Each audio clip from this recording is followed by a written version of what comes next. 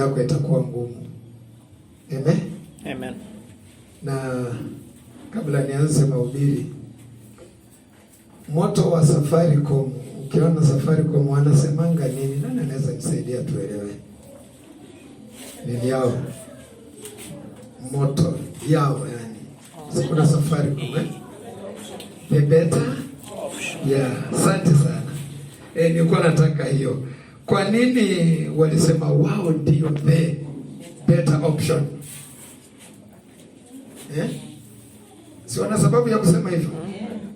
Mbona Airtel hawakusema wao ndio better option, ama Telecom ni wao tu walisema wao ndio the better?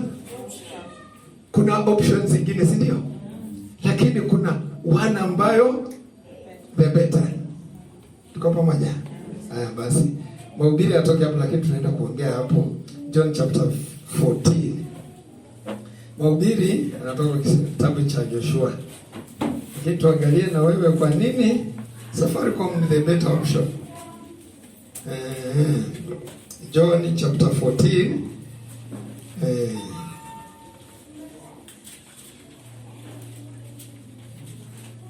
Verse 6.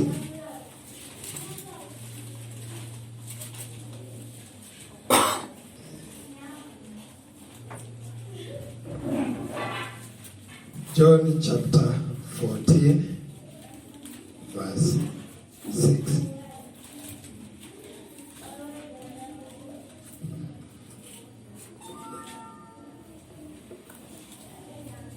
Mmepata? Mmepata, si atusomee tu. Shafika, soma tu hiyo verse 6 peke yake.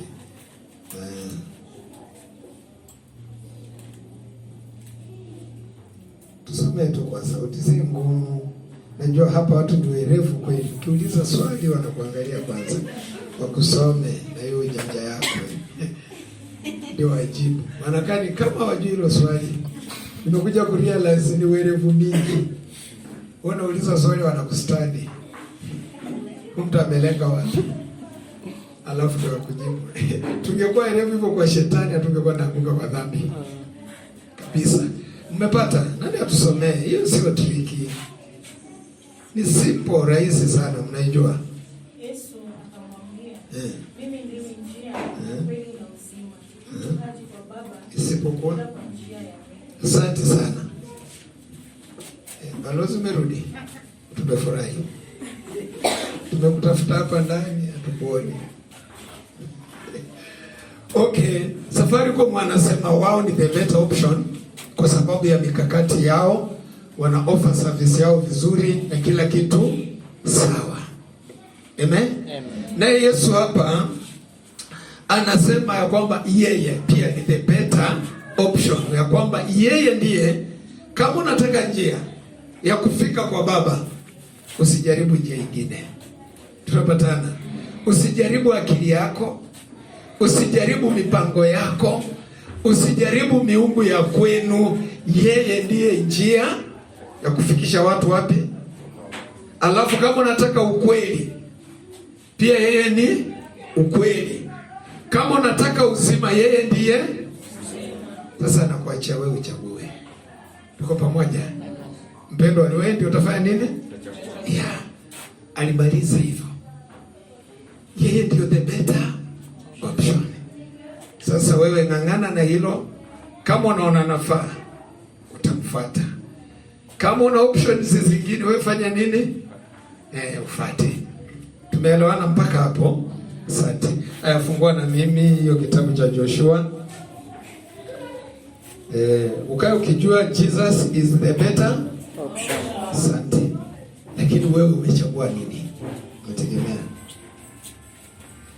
Kitabu cha Joshua mlango ni wa 24. Chapter 24. Alafu ukitafuta hapo unaona roho yako. Wewe ndio unaiona, si ndio? Na vitu zote ambazo zinafanyika zinatoka kwa roho yako. Tunapatana? Kuna mahali Yesu akasema ya kwamba mwanadamu hunena yale ya ujazao moyo wake. Amen. So hakuna mwanadamu anaweza jua kile kipo ndani yako mpaka wakati utaongea, si ndio? Na kama unauongoza moyo wako kwa vitu vyema, wewe utakuwa mtu mzuri. Kama unaachilia moyo wako ujawe na vitu vibaya, utaachilia vitu baya. Tunapatana? Kwa hivyo najaribu kusema nini? Take control of your heart. Najaribu kujua ni nini kipo ndani yako.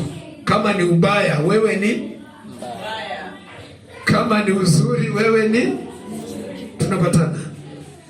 Kwa sababu tunaishi maisha ya kulaumu watu, kumbe tunawalaumu kutokana na ile ubaya iko ndani yetu, na kuona biko wewe ni mbaya. Sasa tumenikosea, ni kwa sababu roho yangu ni. Tunapatana? Kwa hivyo kitu itatusaidia, ng'ang'ana na roho yako. Proverb 3 Samuel tuambia kitu, linda moyo wako kuliko maana hiyo ndani ya hiyo roho yako, sio kanisa lile unaingia. Kile ambacho kimo ndani ya moyo wako ndio kitaamua mahali utae. So badala ya kulaumu watu, usilaumu roho yako. Tunapatana? Maana roho yako ndiyo inaongoza tabia zako. So stop pretending. Tunapatana? Mpaka hapo bado tuko pamoja? So tumeambiwa kitu hapa nimependa sana. Youth nyinyi ni wazuri. Mkiokoka ndio sababu shetani hataki muokoke. Kuna vitu nzuri sana mnaweza offer. Nimesikia nimebarikiwa na youth. Mtu amesema hapa kitu, una imani lakini unaweza improve. Si ndio? Ukaifanya? Nimependa hizo tumaneno. Unajua si kwa za youth. Ni Kristo ndani yake. Tunapatana? Hata kwa shule uliandikiwa mahali umefanya vizuri, lakini unaweza fanya vizuri zaidi. Sasa nini nakusumbua? Mbona kwa mambo ya Mungu hutaki kufanya vizuri? Alafu nasema Mungu akubariki. Kama last Sunday nikiongea hapa mambo ya Jumapili ya mwisho wa mwaka, na pia leo ni Jumapili ya kwanza ya mwaka. Kuna kitu taamua leo wewe. Roho Mungu akaniambia, lakini nilinyamaza nayo. Ambia hawa watu wakienda kuingia mwaka mpya, wanifanyia vitu ambazo hawakunifanyia mimi Mungu mwaka ambao umepita. Nikaambia Mungu, wewe unawajua kweli? Hao unawaona? Sababu hata Musa, Mungu alimwambia enda waambie wana wa Israeli nitawapatia nyama for 30 days. Musa alienda akaambia Mungu, wewe unajua watu ni wangapi niko nao? Ujue ni 600,000. Na umesema watakula nyama for 30 days. Mungu, you are joking. Hatukula nyama siku 30. Mungu unacheza. Mungu akauliza Musa, kuna jambo gani linaweza nishinda mimi? Wewe waambie watakula nyama, kwa sababu wamenungunika, wametamani kurudi Misri, wale matango na matikiti na vyakula mzuri na walikuwa wanakula Misri. Waambie watakula nyama si siku moja, si siku 2, wala siku 3, mwezi mzima. Musa akauliza Mungu, itabidi tuvue samaki wote ambao wanapatikana bahari ndio watu wapate nyama for 30 days? Maana ukisema inamaanisha Mungu sijaribu kufanya mistake wakose kula 30 days, wataona mimi ni muongo. Mungu akamwambia wewe utaona kile nitafanya. Mimi niliambiwa niwaambie ile kitu jaifanyia Mungu mwaka jana. Kama unajua yeye ni Mungu, practice hiyo kitu mwaka hii. Nikaambia Mungu, hiyo mimi sisemi na wajua. Ukweli nilinyamaza nayo. Nikaambiwa baadaye, nikauliza nini unataka wakufanyie ambao wakufanya mwaka jana? Kasema unajua hawa watu wako, unaona hiki kapu yako sadaka, zile pesa unaonanga hapo 1000 inakuanga ni tithe. Si ni ukweli? Nikiona kwa kikapu ya sadaka tithe, nijue hiyo ni tithe. Lakini hakuna mtu kwa hiari yake mwenyewe ameingia kwa mfuko akashika dhahabu akasema na inatolea Mungu wangu nini? Kuna mtu anaye hapa? Iko. Nikaambia Mungu na ukiguza hapo. Hiyo mimi sisemi, nilikaa nayo. Atuwa kutole, mtu aingia kwa mfuko, si tithe. Ile kitu hawajai nifanyia mwaka hii na isha. Waambie wajaribu kule kama nataka kunipendeza mwaka hiyo mpya. Hiyo kweli nilikataa nayo. Si nyinyi ndio hawa. Kwanza ushike upate 100 ndio naenda kutoa sadaka. Si unajua vile nakuanga. Si unajua ile pesa mzuri ya kumtolea Mungu lazima itoe sauti kwa mfuko ya mwanaume. Si ndio Daudi? Ukiguza hivi usikie natoa sauti. Pesa haijanyamaza. Hiyo mkono wako itadandia haraka sana. Unajua hizi hata utaki kujua ni gani. Basi. Hii bila shaka ni mbao na kama ni ndogo ni 10. Ndogo hiyo najua ni kobole. Hata utaki kuiangalia hiyo utatolea Mungu. Ikiza mkono mahali kuna noti, uta make sure macho yako. Haki yako.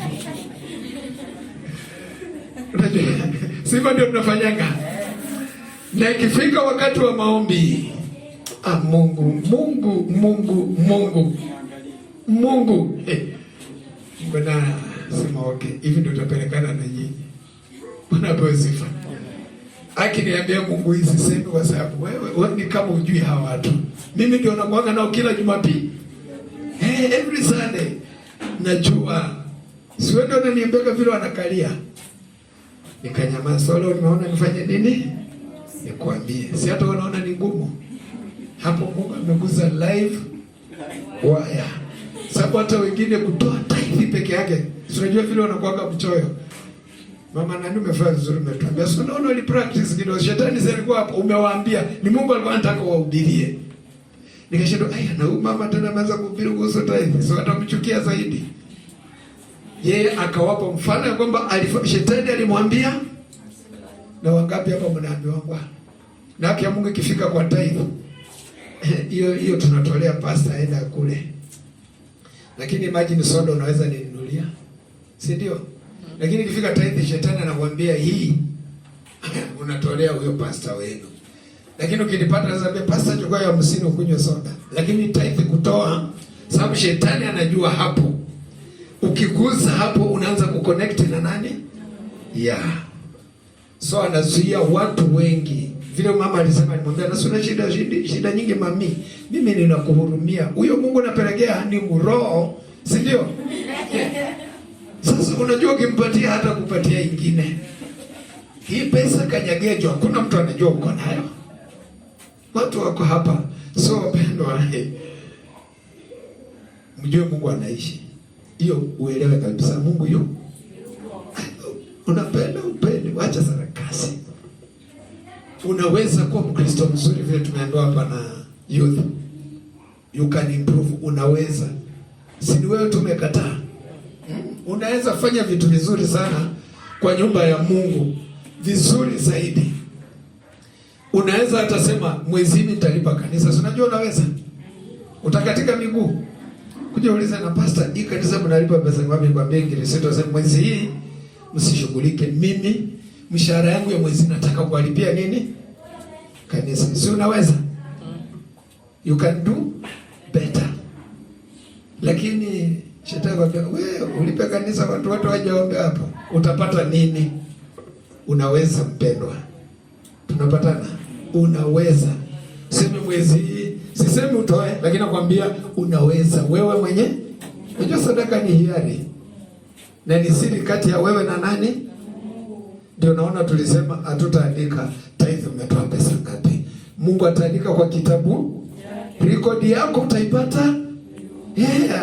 Maana Biblia inasema vitabu vitafunguliwa, inasema vitabu. Alafu mwanadamu ahukumiwe kulingana na matendo yake. Sio ile porojo mingi ulipeana kanisani. Sio ile mahubiri mengi nilihubiri. Tunapatana. Matendo yangu after hapa nikisha ukishatoka hapa, kazi inaandikwa kuanzia hapo. Tuko pamoja? So Biblia inakuambia usimpe shetani. Mbona unampa? Kwa nini unampa? Maana ili aoperate ndani ya maisha yako lazima awe amepata nini? Permission. Na mwenye anampatiaka si jirani yako, sio kazini yako, sio ndugu yako, ni wewe mwenye. Tumefungua nini Joshua? Mkaona chapter 24, mka zoom in, mkaona verse 15, ama tunaanzia 14. To zoom in tuweze kuona mstari wa 14, wa 15 na 16. Bwana apewe sifa. Sikuwa naona Philip anaimba hapa. Leo mnakuwa na yeye. Philip, sikuwa naona unaimba hapa na wengine. Leo hawaje kuchotea mara ngapi ukaona kwa vira walipi?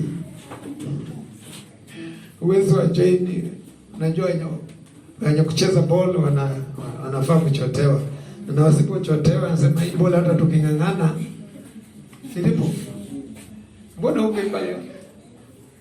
Pale wakuuliza hilo swali, umepatia ibilisi nafaa? Kwa kukataa kuleta sauti yako hapa mbele, imbie nani? Sibiwe mwenye hapo alikuja wakakwambia usimbe. Asante sana. So tunamaanisha kwamba vitu za Mungu vile tumeambiwa we can do more than that. Wewe unaweza, na ni wewe tu mwenyewe unajivuta kwa mambo ya Mungu vile tuliambiwa. Ruth na nani na Naomi hakufuata vitu vizuri vya Naomi. Alitaka kumfuata huyo mama, si ndio? Haijalishi nini atakutana nayo. Pia wewe usifuate Mungu kwa mambo fulani ambayo anakusukuma hapo nyuma.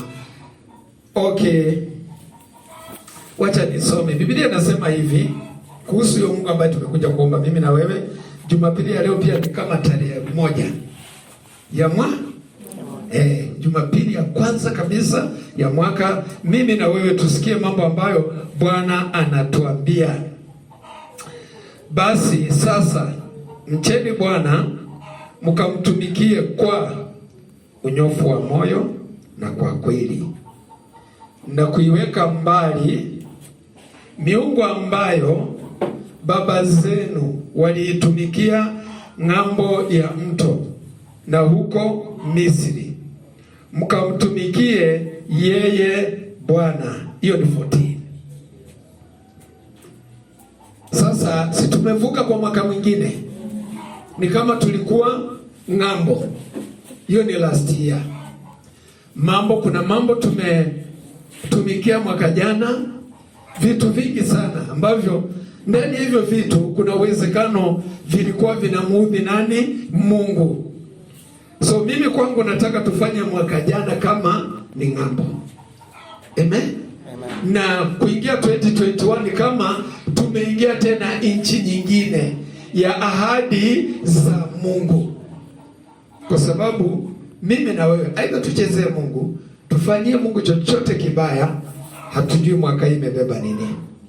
Si ndio tulisema on Friday tukiwa hapa ya kwamba huu mwaka usiringe, usikae mbali na Mungu, haujui hii mwaka imebeba nini. Mungu peke yake ndio anajua. Asante. Tumeambiwa hapa tumtumikie Bwana kwa unyofu wa moyo na kwa kweli. Kuna miungu ambayo baba zetu waliitumikia ng'ambo ya mto na huko Misri. Leo hii wapendwa, hapa tuko kuna miungu watu wanatumikia.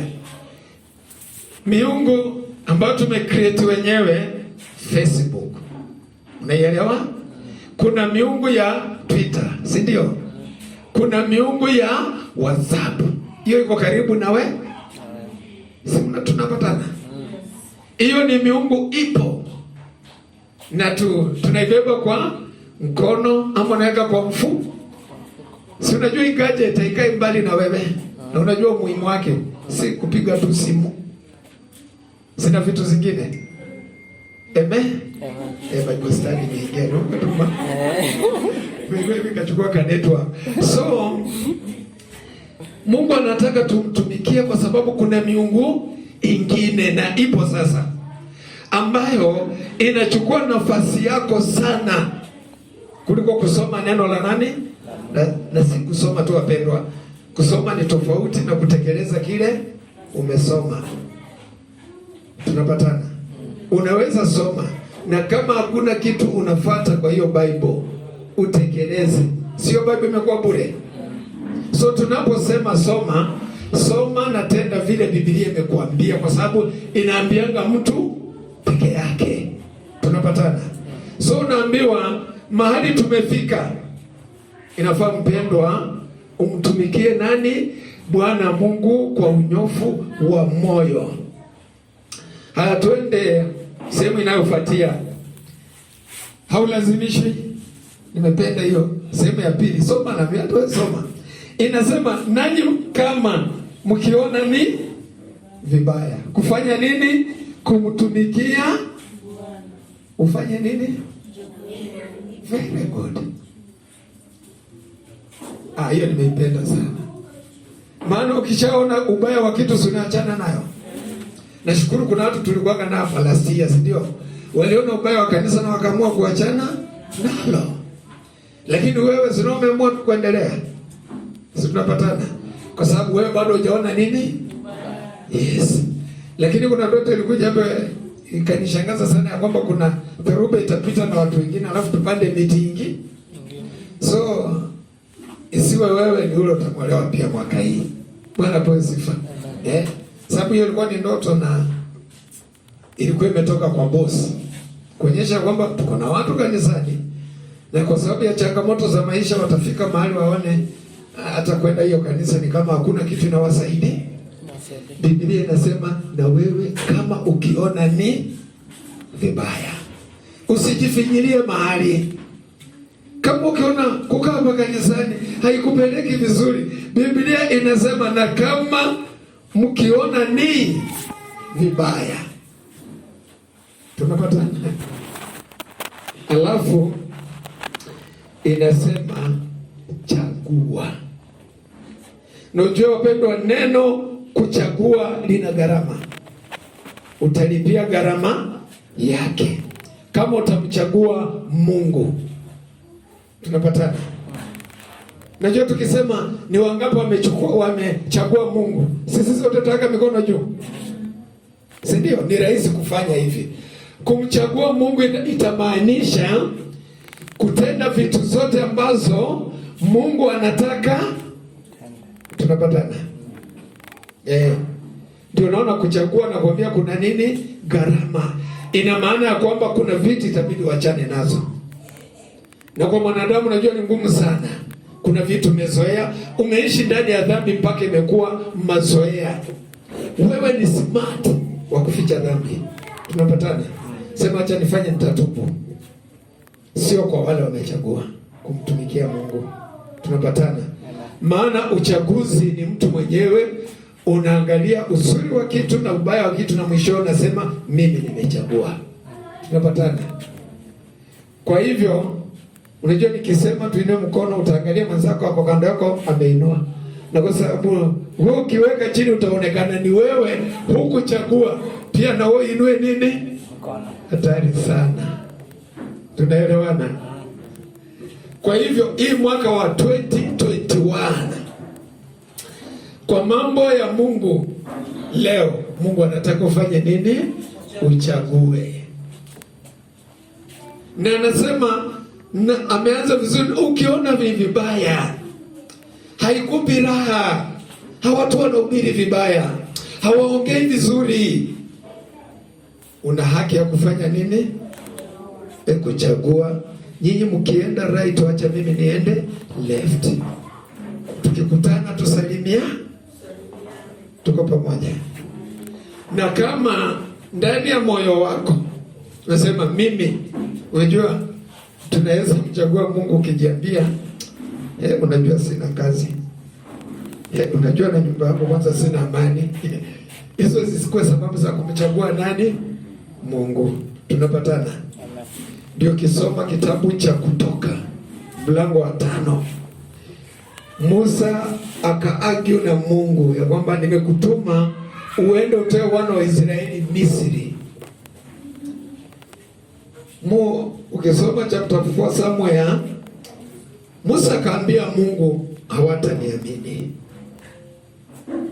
Hawataniamini umenitokea.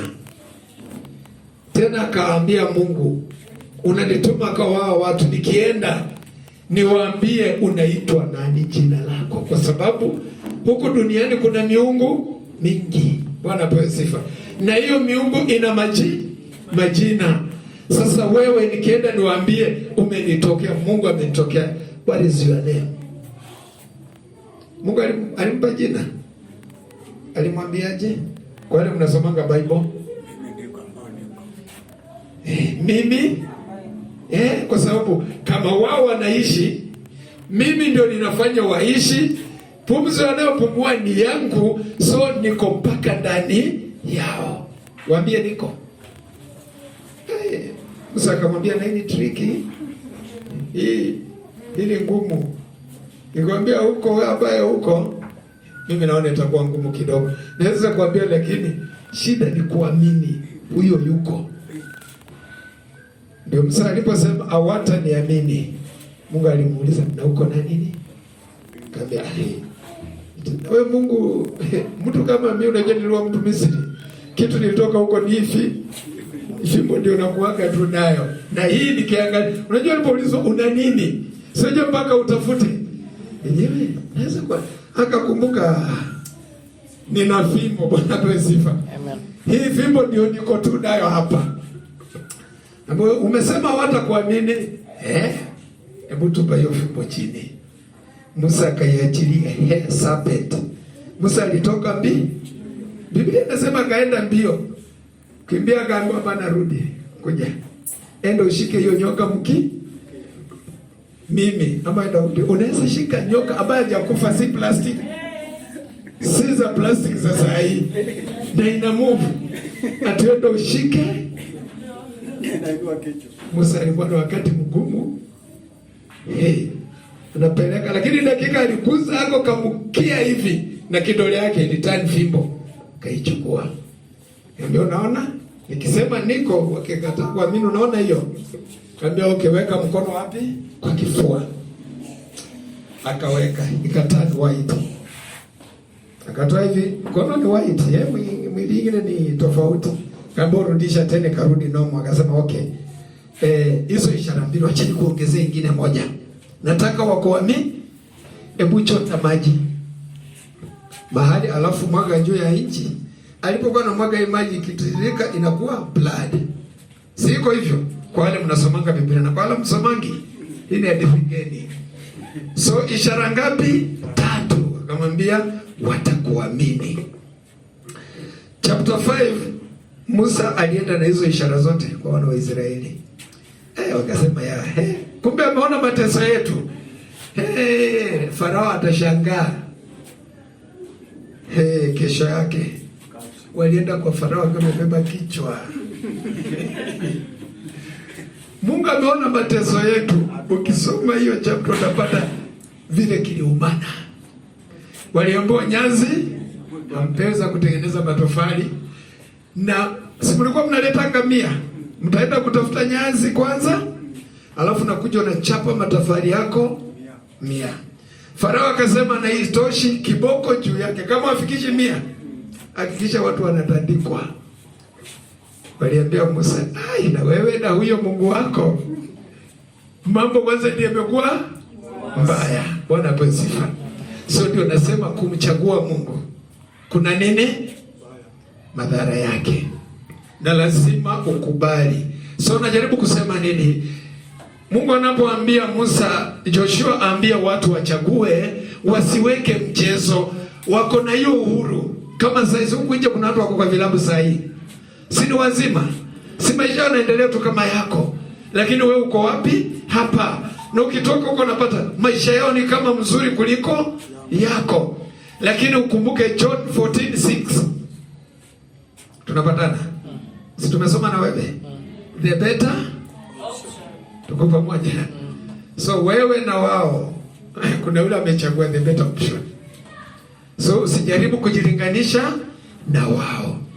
Tukija kumchagua Mungu ni kuchagua kuacha matendo yote maovu na kuamua nataka kumtumikia Mungu. Na kumtumikia Mungu inamaanisha niachilie vitu zote mbaya. Ni uamuzi wa mwanadamu peke yake, si kanisa litaamua. Amen. Maana hata pastor wako akakuamulia haiwezekani. Ndio unaona Joshua anawaambia wana wa Israeli, mahali tumefika, tumetoka Misri, tumepita desert, tuko Canaan, hapa bado Mungu hakulazimishi. Amen.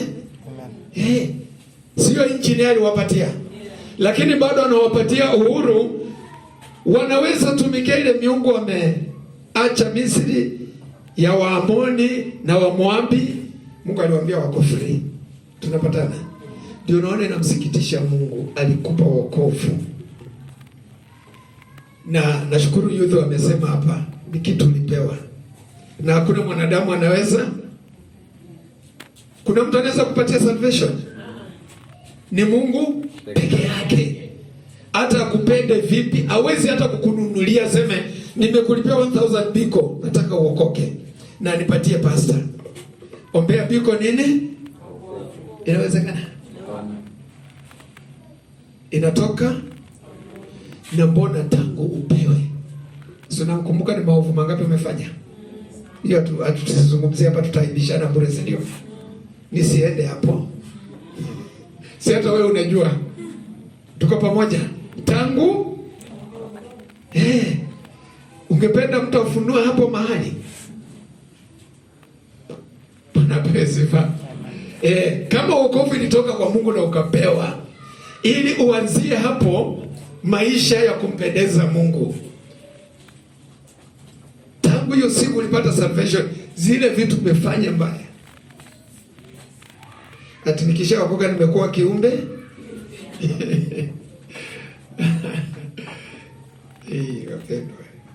Hii safari ndefu ngumu. Nashukuru mmeambiwa hapa adui yako ako wapi?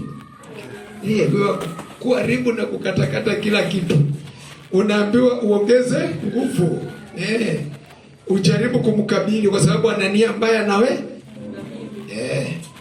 Tuko pamoja. So wapendwa, ni kwamba naongelea kuchagua. Ulipewa wokovu na ilitoka kwa Mungu, ni gift kutoka kwa Mungu. Lakini baada ya kuokoka uligeuka tu hivi na ukarudi kwa dhambi. Na wewe ni smart. Mpaka leo unasema ngofanya nini? Hakuna siku umekubali ulianguka, si ndio? Ingawa ulirudi kwa dhambi, ukarudi kwa chuki, ile wivu bado iko, lakini wapendwa, Bwana asifiwe. Tumeambiana Bwana asifiwe. Nambia amen. Lakini unajua akajui zile vitu nimefanya. Ndio tunaambiwa tuchague. Ingawa tulipo salvation tukacheza nayo, tukarudi tena ndani ya dhambi. Lakini Bwana kwa sababu ya wema wake na wingi wa huruma hakutuacha. Amen. Hata baada ya kurudi ndani ya dhambi, kupuuza neno la Mungu, unaingia kanisani na mpaka unajikwaza kwa mwenye anahubiri. Maana kwa sifa. Yule ambaye ametumwa akuelekeza kwa njia za Mungu, unataka pia awe adui yako. Tunapatana na muulizani shamba. Hana deni yako, hauna deni yake. Sio ni shetani. Tuko pamoja. Wapendwa, Kristo kutuokoa ilikuwa ni kwa manufaa yetu. Lakini leo hii shetani amekuonyesha hakuna kitu Yesu amekufanyia. Na jehanamu iko hapo ni ya shetani na inawaka moto mpaka dakika hii anajua. Lakini anajaribu baada ya kuokoka anakuonyesha ubaya wa Yesu. Na wapendwa, Yesu alikupenda akakubali kusulubiwa msalabani. Wewe ungekubali kusulubiwa kwa sababu ya Yesu? Inua mkono. Nani hapa angekubali asulubiwe Yesu abaki na hiyo roho yako na hiyo roho yangu? Lakini badala yake hakuna kitu kizuri umemfanyia, akakubali kuondoa maisha yake apitie mateso ili wewe uishi vizuri. Baada ya maisha haya, leo hii ni adui yako na hutaki kufanya chochote ambacho kinampendeza. Tuko pamoja bado? Na anasema yeye ndio the better option. Vitu ambazo unahitaji njia, maana hujui unaenda wapi. Yeye amesimama mbele, umfuate yawe njia. Unataka uzima, anasema here I am, mimi ndio uzima. Kama unataka uzima, njoo kwangu. Tunapatana? Anasema kama unataka ukweli, wanadamu watakudanganya, mimi Yesu ni ukweli. Na mpaka sasa hii roho yako haijamkubali Yesu. Tuko pamoja bado? Asante. Ndio naona tunaambiwa, na kama nanyi kama mkiona ni vibaya kumtumikia Bwana, leo unaweza chagua Bwana. Amen. Amen. Leo unaweza fanya nini? Chagua. Yeah. Uchague hivi leo mtakaye mtumikia, kwamba ni miungu ile ambayo baba zenu waliitumikia ng'ambo ya mto, au kwamba ni miungu ya wale wa Amori ambao mnakaa katika nchi yao. Sinasema hivyo? Unaambia usihangaike. Kama ni miungu sitafute. Hawa Amori, si umechoka na huyu Mungu wa kweli? Waamori wana miungu, si mnaishi nao, ni majirani. Unaweza amua kutumikia hiyo miungu yao. Vile nimesema, miungu ni ile inapewa quality time, kama Facebook, WhatsApp, Twitter and whatever. Zinachukua your quality time. Mambo ya Mungu nikikosea tuseme tutakaa hapa, isipokuwa ni vile Roho Mungu anatusukumanga mpaka saa 10. Mnasikiaje? Si mtachoka na mimi? Lakini ukiingia kwa Facebook, WhatsApp and hizo zingine, si unasikia uko comfortable sana. Naona ni kama kitu muhimu. Nani ameposti nini? Nani anasema si inakuanga hivyo? Nani ameview? Sijui ni kuview ama ni kuocha rono. Hizi ni vitu mimi nimepata, along the way nimekutana nazo. Kile zimekuja wakati wenu. Miaka yetu hata simu haikuwa, ilikuanga ni call box. Lazima kuwe na coins. Wengine wenu mulipata zikiisha na wengine hamjawahi ona. Wewe umeipata? Unaenda unasimama hapo, unaweka uweke mashilingi hapo, ukiongeza na zinaingia, zikiisha umemaliza story. Na hapo nyuma kwanza hata haikuanga, ilikuwa ni kwa nyumba ya mtu. Na ni matajiri peke yake. Boma fulani tu, na hiyo waya imepita ya simu mpaka kwa hiyo. Na ukikatia mahali kwisha. Nyinyi mko wakati huo. Kitu ilikuwa inakuja kuokoa, ingine ilikuwa inaitwa Telegram. Nyinyi hakuna habari. Hiyo ndio ingepeleka ripoti haraka, na ni within 7 days. Telegram unaandika maneno mawili, Mary amekufa, Mary ni mgonjwa, ndio na kuja posta, alafu inapelekwa mahali mwenye hiyo information anaweza ipa, na ni after 7 days. Lakini leo hii unaweza ongea na mtu wa Amerika, hata umuone ni chakula tu tumebaki ku download ugali, una download omena, hiyo tu ndio imebaki. So wapendwa, ni kwamba kuna Mungu, na Biblia imesema miungu ya baba zetu. Kuna watu mpaka leo hii wameokoka na wajaacha vile mama Rebeka amesema hapa, inatimizwa azifu itasaidia watu kuingia mbinguni. Kuna Wakristo hapa ikifika ni makumbusho anasema hii ni ya kwetu. Ndiko ni kweli, bado iko inakuanga inakuanga good. Na wakifanya unaweza enda, unaweza kosa kwenda. Utashangaa. Utapata lawama usipoenda. Nikiombea hapo mke wako, niliambiwa kuna ndame anaitishwa mahali bull. Unakumbuka nikikuuliza?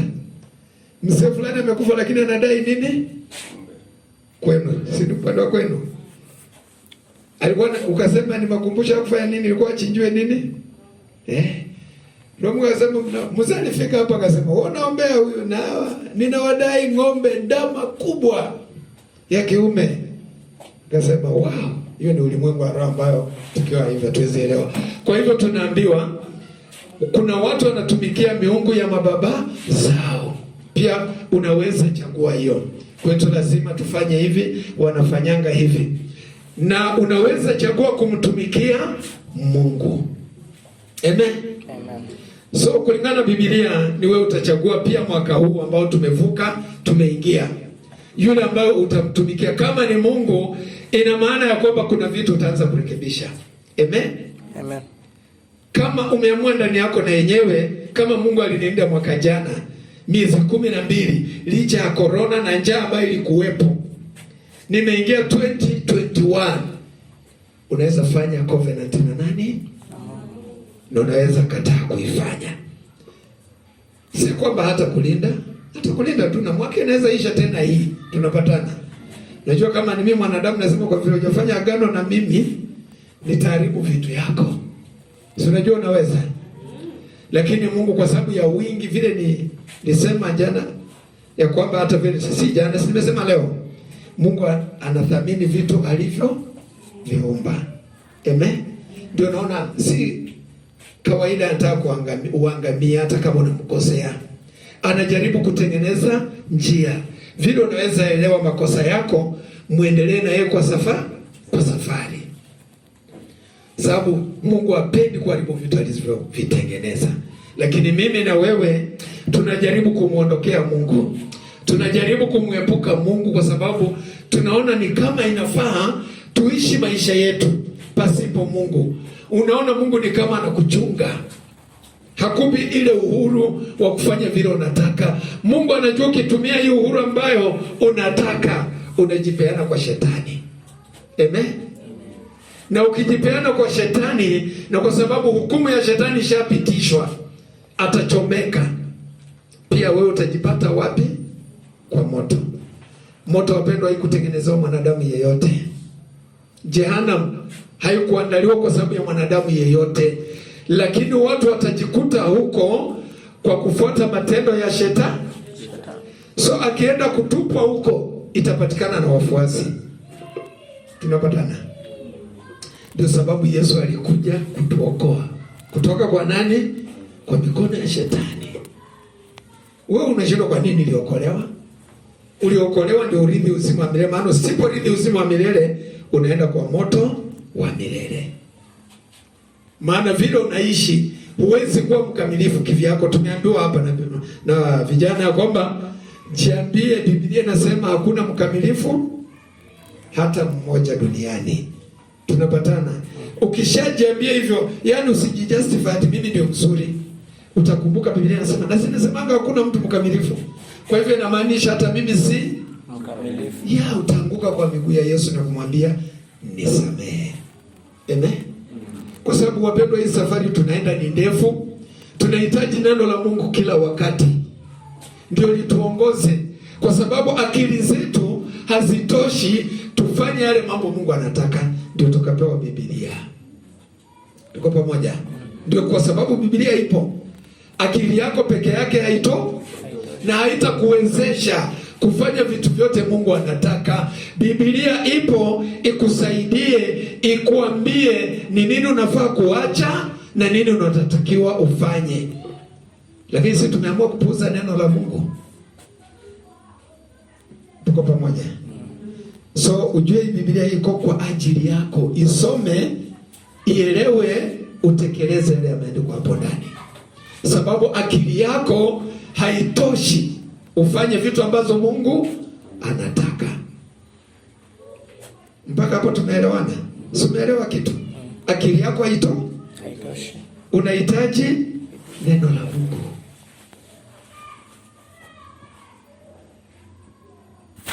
Bado tuko pamoja? Nimesema hiyo. Ka message kameingia, nimeangalia. Mungu ametuma message kwa WhatsApp. Nataka kuona kila ametuma, tuangalie na wewe.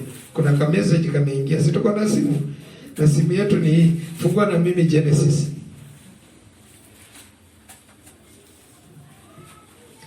nini nasema akili zetu hazitoshi tuyafanye mambo ambayo Mungu anataka? Genesis chapter 6 verse 5.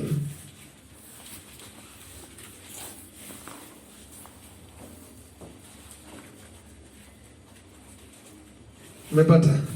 Mlango wa 6, Mwanzo 6 ama Genesis chapter 6 verses 5. Kwa nini akili yetu haitoshi? Haituwezeshi kufanya yale mambo Mungu anataka. Tunahitaji Bible.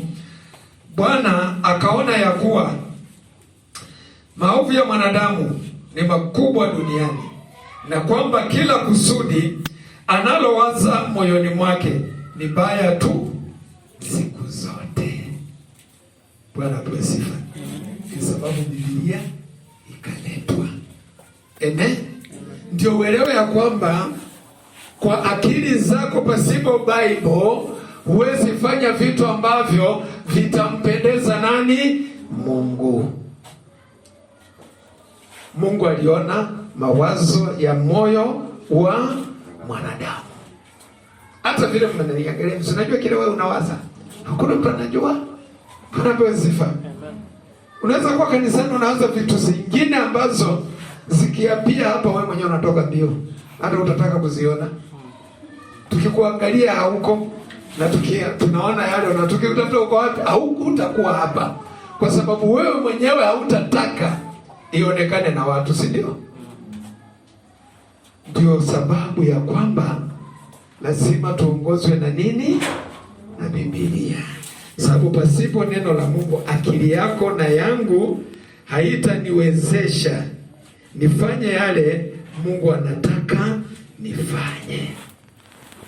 Ndio naona ukisoma Biblia, tafadhali fanya vile Biblia inasema, maana na kuunganisha na Mungu. Ukisoma Biblia unasoma mawazo ya Mungu. Tunapatana. Lakini wengi wetu Biblia iko mbali. Tunasoma tu, walisema lazima tusomeko Bible. Sio unafungua random mlimani umepata unasoma kidogo nasema after all nimesoma nini? Hapana. Imekuambia nini baada ya kuisoma? Inafaa baada ya kusoma uifunge, ukae chini uanze kutafakari. Na hapo mahali nimesoma panasema nini? Amen. Utaanza kupata ufunuo wa kile ilikuwa inasema. Tuko pamoja? Ndio naona tunahitaji neno la Mungu ndio tufanye mapenzi ya Mungu. Na neno la Mungu kwetu sisi linakaa mbali mpaka Jumapili peke yake, siku 7. Ukihubiriwa imeisha, ukienda nyumbani tena mpaka Jumapili. Nashukuru kijana amefanya kitu kizuri. Si wana gadgets. Badala ya kutafuta nani amefanya nini, si waende hapo wajikumbushe kile. Ndio kae karibu na nani? Na Mungu. Tunapatana? Yeah. Tuko pamoja? Tumeambiwa kuna miungu na kuna Mungu. Verse 16 watu walisemaje? Ngoja sijamaliza hiyo. Verse 15 sijamaliza. Tumerudi kwa kitabu chetu sasa, main book, yani mahubiri ya leo, Joshua 24 mstari wa 15 sijamaliza. Tumefika mahali nasema miungu ambayo baba zenu walitumikia ng'ambo ya mto, au kwamba ni miungu ya Waamori ambao mnakaa katika nchi yao. Sehemu ya pili inasema Joshua yeye sasa, lakini mimi na nyumba yangu tutamtumikia Bwana. Anamaanisha msifuate uamuzi wangu, mimi nimeamua hivyo, nitalipia gharama zake, lakini nyinyi mnaweza chagua. Amewapa option. Kuna miungu ya Moabi, kuna miungu ilikuwa inaabudiwa Misri. So si lazima muabudu huyu Mungu aliyewaleta Kanani. Amen. Yeye akawaambia uamuzi wangu mimi na nyumba yangu tutamtumikia Bwana. Tunapatana? Amen. Haya, after hiyo 16 sasa vile wewe unaweza sema 16. Hao watu wakajibu wakasema, hasha, tusimwache Bwana ili kuitumikia miungu mingine. Bwana apewe sifa. Amen. Mimi nasema ni wajanja kidogo. Ukitaka kujua ni wajanja, tutaingia na wewe hiyo kitabu ya Judges. Tuko pamoja bado nafikiria.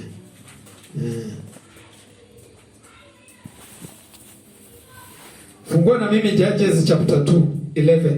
Si unaona wamemwambia Joshua aje? Hasha. Sisi tunamtumikia nani? Sasa wanataka kufurahisha Joshua, ati hiyo uamuzi umechukua ni nzuri sana. We support it. Lakini ingia chapter 2 baada ya Joshua kufa verses 11. Biko tutasomea kwa kimambo haki. Alafu mwingine asome kwa Kiswahili, sasa sitakuwa somea. Muone kile walifanya. Chapter 11 inasema, then the Israelites did evil in the sight of the Lord and worshipped and served the Baals. And they abandoned the Lord, the God of their fathers, who brought them out of the land of Egypt. They followed other gods from the gods of the peoples who were around them, and they bowed down to them and offended and provoked the Lord to anger. Nani mpata Kiswahili pia tusomee kwa wale ambao kama mimi nakwenda shule. Sio na sini hapo tu mahali tulikuwa tunapita kipeji moja. Unapitisha tu karatasi moja unajipata hapo. Waamuzi Judges 2:11. Wana wa Israeli walifanya yaliyokuwa ni maovu mbele ya macho ya Bwana, nao wakatumikia mabaali. Wakamwacha Bwana Mungu wa baba zao aliyowaleta kutoka nchi ya Misri, wakafuata miungu mingine, baadhi ya miungu ya wale waliokaa karibu nao pande zote. Wakajinamisha mbele yao, wakamkasirisha Bwana, akaghadhibika.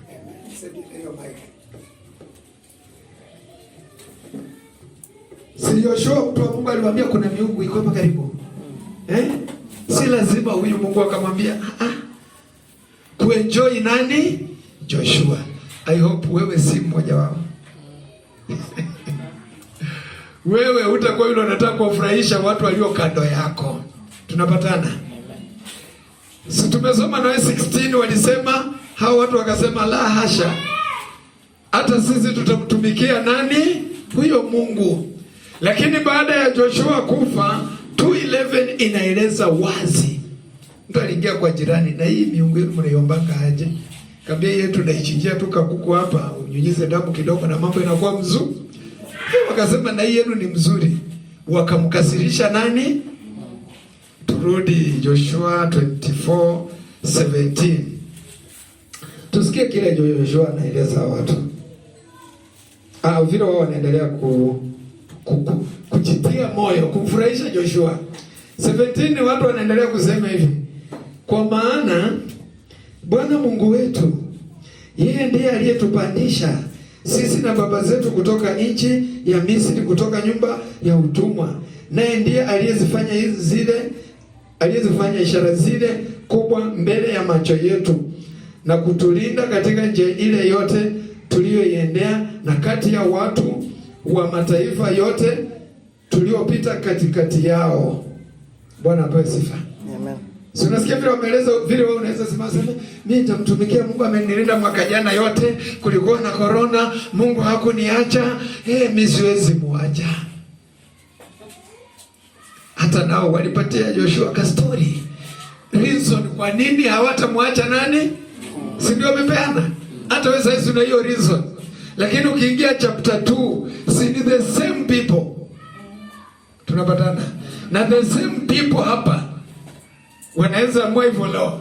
Na the same people kwenda kufikia June. Mahali ulikuwa na kaanga, unajua kila mtu ana position yake. Tutakwenda kuangalia vitu tunakukosa. Amen. Ndio nasema kuchagua. Ndio ufanye hesabu vizuri. Kwa sababu hizi vitu tunafanya sarakasi. Si unajua tuko hapa kufurahishana. Amen. So tunafaa tutoke hapo. Wazungu wanaita comfortable what? Tuingie pale Mungu anataka tumtumikie. Tunapatana. Na unajua usipofanya uamuzi hautatoka kwa hiyo comfortable zone. Na hapo ndio nalaumia Mungu vitu visipoenda sawa kwa maisha yako, kwa sababu unataka raha duniani. Wameeleza kitu hapa. Ati ni Tony alisema unaomba Mungu akupe kiatu kama ya kwa chuki. Sababu hafai kuwa nayo na mimi sina. Mayuthi mumeiva bwana, mko sawa. Kama tutaenda hivyo mtatusaidia kuingia mbinguni yake.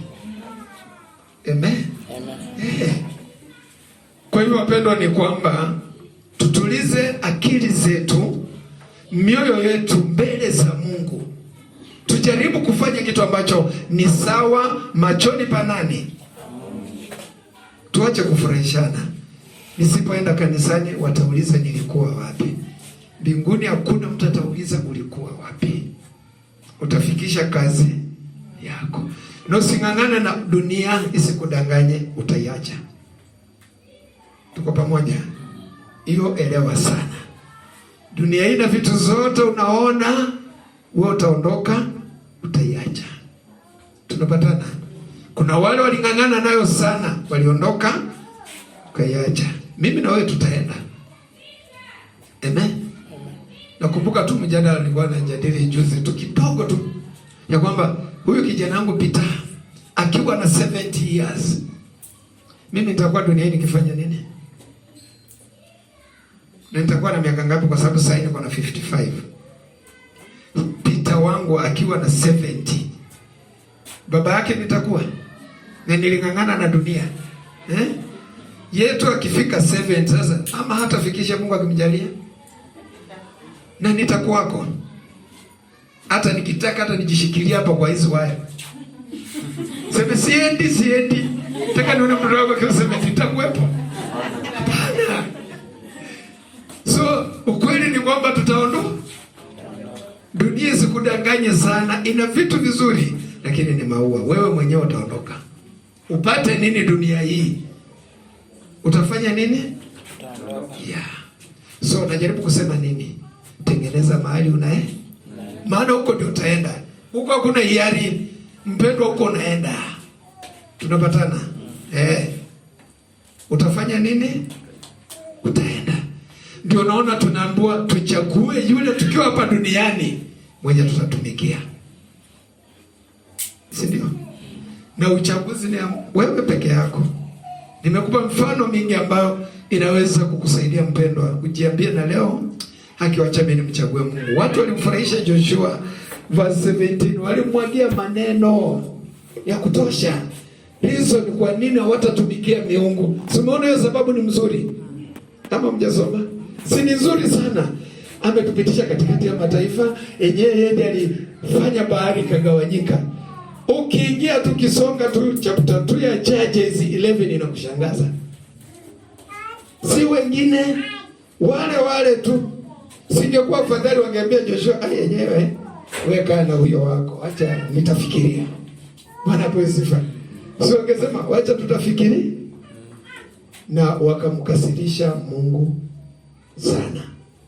Pia wewe unaweza fanya uamuzi utamtumikia Mungu, lakini ujipate unafanya vitu ambavyo Mungu hataki. Na ukiamua ya kwamba unaweza fanya kweli, unaweza fanya mzuri zaidi. Amen. Tumeambiwa hivyo. Christine alikuja tarehe 1 na kwenda kazi, kafanya nini?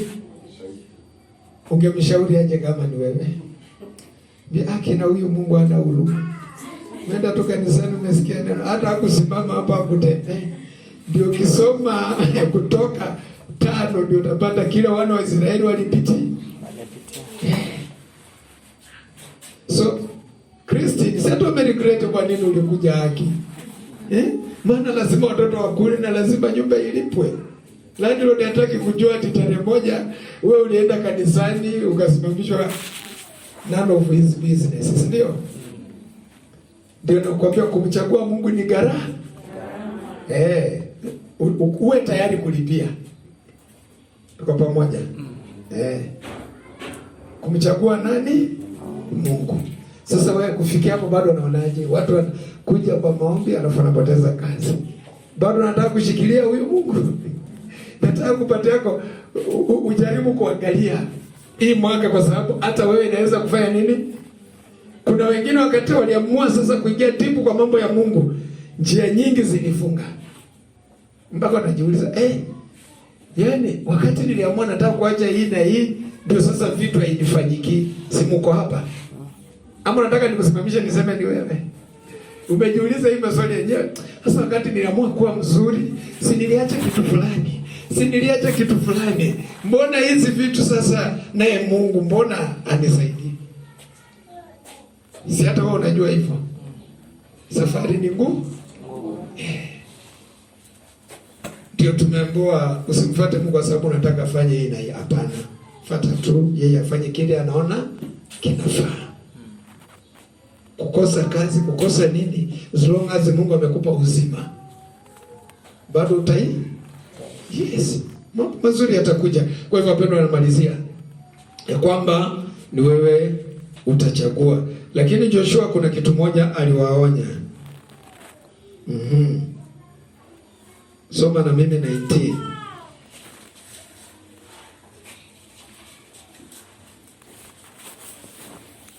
Some 19 usikie vile anasema. Utamsomea kwa Kimambo alafu mwingine asome kwa ile lugha ameelewa. Hiyo sasa nataka wewe uichukue. Usiseme ni maneno yangu. Usiseme ni mimi nilisema, nataka uone vile Bible inasema.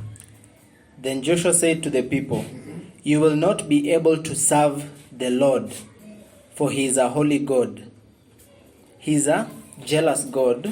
He will not forgive your transgressions or your sins." 20. Nilikuwa nataka hiyo tu. Hata 20 utasoma baadaye. Wacha asome kwa Kiswahili. Nani ako ready? Chukua mic.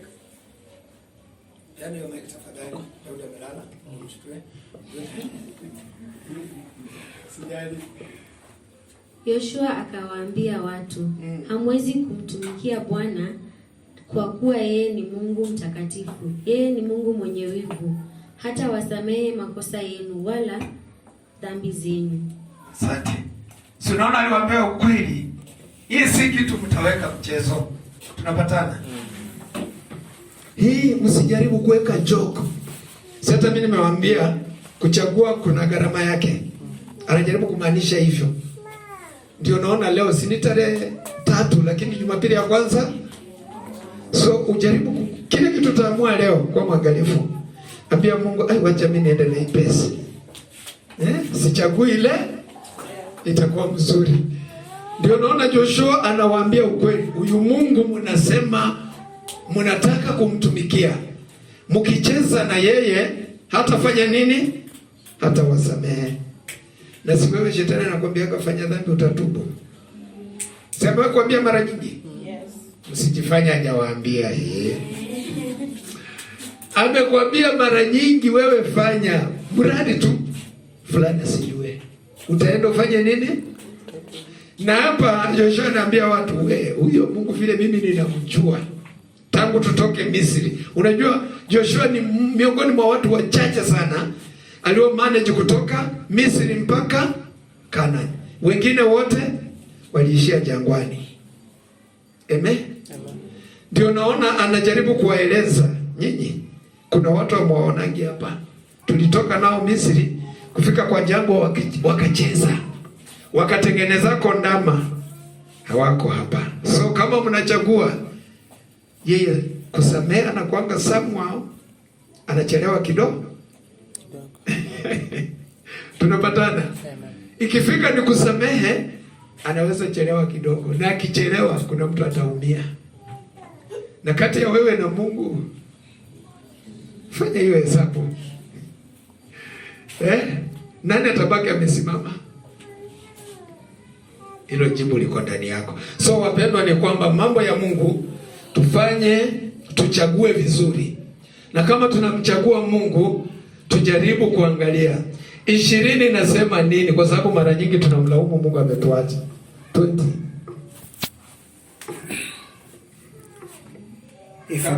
If you do abandon the Lord and serve foreign gods, then he will turn and do you harm and consume and destroy you after he has done you good. Good.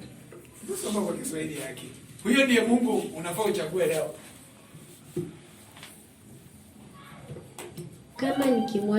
Kama mkimwacha Bwana na kuitumikia miungu yenu, ndipo miungu migeni, ndipo atageuka na kuwatenda mabaya na kuangamiza baada ya kuwatendea mema. Asante. So umeelewa kile kinasema nini? Najua hapa wapendwa, hatukufichi Bible. Tunapatana. Tunakuwekea wazi. Hatuhubiri injili ya kubabaisha, hatubabaishi watu injili. Tunawaeleza facts. Si ndio? Ndio mtu afanye nini? Uamuzi.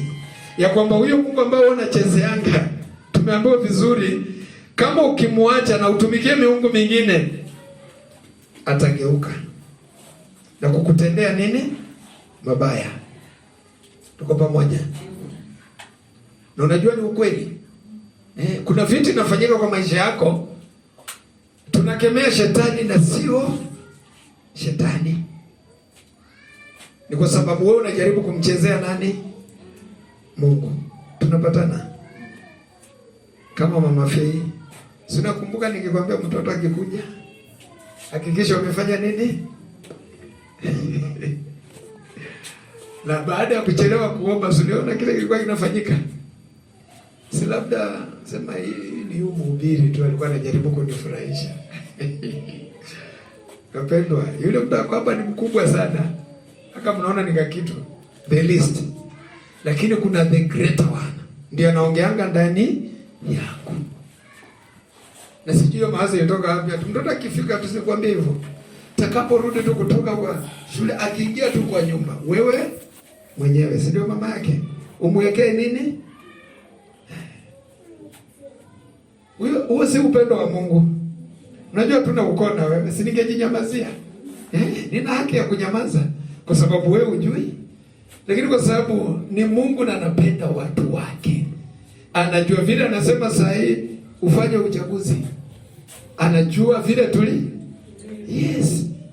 Tunamhitaji kwa hii safari. Tuko pamoja. Hata nadhani niliongea hapo na Diko kwa simu. Sinikwambia hapo kitu. Nilikwambia. Hapo ulikuwa umetuma ile mbegu. Wanapandanga. Hakuna mbegu ulikuwa umetuma. Naona kwa screen na you can tuma kwa hii namba. Sisi hatutumii bwana, lakini message lazima ipea. Najaribu kusema nini? Huo ni upendo wa Mungu kwako. Tunapatana. Ndio naona Biblia inasema tukimwacha na tujaribu kutumikia miungu mingine, haitakuwa rahisi kwetu. Tuko pamoja? Haitakuwa rahisi. Atageuka na kututendea mabaya. Na Mungu akianza kutendea mabaya, hebu imagine utakimbilia wapi? Muombaji gani atakusaidia? Ukifika kwa waombaji wanaona blank. Hawaoni kitu wako. Kini wakifika roho Mungu anafunga curtain. Unabaki hapo. Watu wengine kifika kwako hakuna kitu. Tuko pamoja? So wapendwa, ni kwamba tuchague Jumapili ya leo yule tutakaye mtumikia. Na hiyo ni uamuzi wako peke yako. Na uchunge ukichagua leo kwamba mimi nataka kumtumikia Mungu. Na unajua ni vizuri kuwa mfanyikazi kwa nyumba ya Mungu kuliko kukuwa lieutenant kwa shetani. Unaonaje? Ni afadhali kuwa mtumishi kwa nyumba ya nani kuliko kutumikiwa kwa shetani. Yeah. So ni afadhali nifagie nyumba ya Mungu kuliko niheshimiwe huko nje. Niitwe mungwana. Acha nikae na Mungu nifanye hiyo kidogo ambayo haina heshima kwa wanadamu. Kwa sababu baadaye malipo yangu yatakuwa mazuri. Tunapatana. Biblia inasema tafuta kwanza ufalme wa Mungu. Na hizo vitu zingine? Yes. Biblia inatudanganya kweli. So mpendwa, leo nataka tuende mbele za Bwana. Kuna vitu vingi nilikuwa nafanya niseme hapa, lakini tunaweza ongea mpaka saa 10. Mingi. Tunaweza fika saa 10 na naona wengine minyoo imeanza kukimbizana hapa kwa tumbo. Wengine naona wananisalimia na miayu kidogo kidogo. Mbona unaendeleaje? Unaniona? Hiyo ni njaa. Bwana apewe sifa. Kwa hivyo mahubiri ya leo ni kwamba Bwana anataka uchague mwaka huu wa 2021 utatumikia nani. Una uhuru wa kutumikia anasa zako, kuishi katika dhambi, sawa. Lakini unaweza amua kwamba mimi nataka kuwa hekalu la Mungu, nataka kufanya vitu ambavyo vinamridhisha Mungu. Ndio nipatia mfano mmoja. Bwana Roho Mungu akasema, hawa watu usiwanifanyie kitu ambacho hajainifanyia mwaka jana. Si nimekwambia ati wewe kutoa thao sadaka ni kama maji kupanda mlima, si ndio? Tumwage huko ukambani, kuna mlima, maji kimwagika, badala yende chini, hiyo inachukuanga nini, mnakutana mkienda juu. Iko hiyo mlima sio ati nini, sio hapo ukambani. Gari ukiweka free haiteremoki, ukiweka free inaanza kupanda. Ama mjaiona namna habari hiyo? Iko hiyo, sio nini, iko huko ukambani. Iko gari kiwekwa free inajipeleka juu. Maji ukimwaga tu chini, na kwambia sisi tunaendaga juu, sisi watu wa chini. Sasa pia wewe unaweza amua kwamba mwaka huu unataka kuwa mzuri kwa Mungu. Amen. Unaweza, ni roho yako tumeifanya ngumu. Jiwe, roho inakunja ngumi badala ya kupokea mambo ya nani, ya Mungu na kuyafurahia. So wapendwa, tutaenda mbele za Mungu. Leo tunajua tuna shida, lakini leo Mungu anataka uchague. Amen.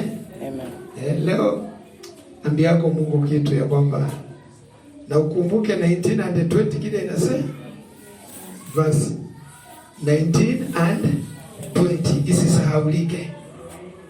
Tunapatana? So ni vizuri wapendwa tusimame, alafu mimi sijui utaombaje, lakini wacha tuangalie hapo.